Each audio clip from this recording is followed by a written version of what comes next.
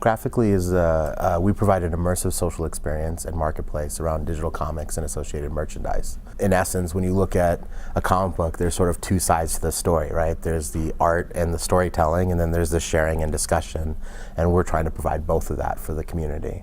What's important for us is that we're able to create a world where anybody who's interested in comics can come and be a part of it. You know, we're not for just the collectors, and we're not just for the mainstream. We're actually for everybody. And I think that any community it lends itself to having multiple levels of expertise and interest in the group that's inside.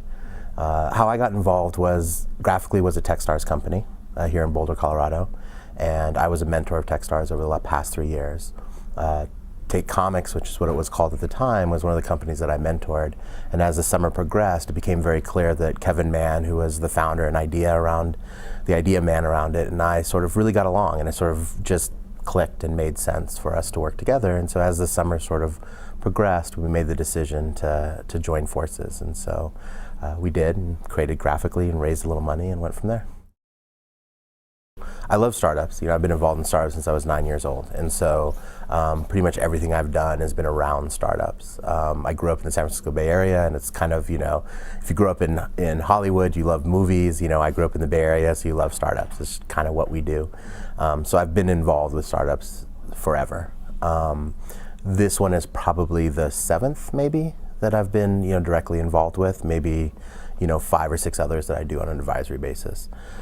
I used to collect comics as a kid and really enjoyed them. And then about high school-ish, maybe mid-high school, I sort of dropped off. But I've always been a real enthusiast around the movies and around the stories and around the art.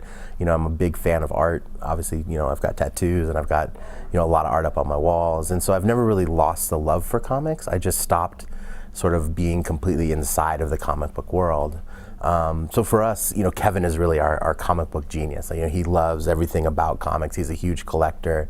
He knows all the writers, and he knows all the, you know, publishers. He knows all the artists and creators, and so it made a nice combination, right, for the two of us to get together.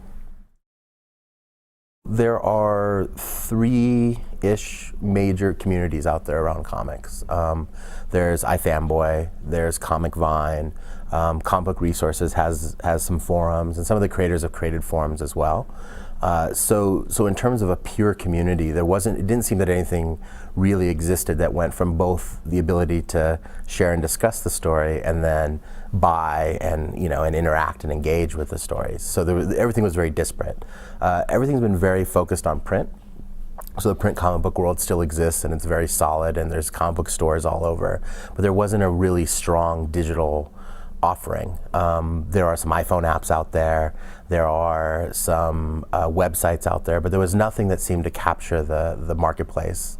So our feeling is that if we could take both of those, if we take community and we could take a store and we could take a really high-class reader and put it all together, that we'd be able to create something that really sort of added to the community. It wasn't necessarily a replacement for print. It wasn't necessarily a replacement for, you know, some of these other fan sites, but that it was actually a place where creators and users and readers and publishers could all get together and really interact in a way that made sense.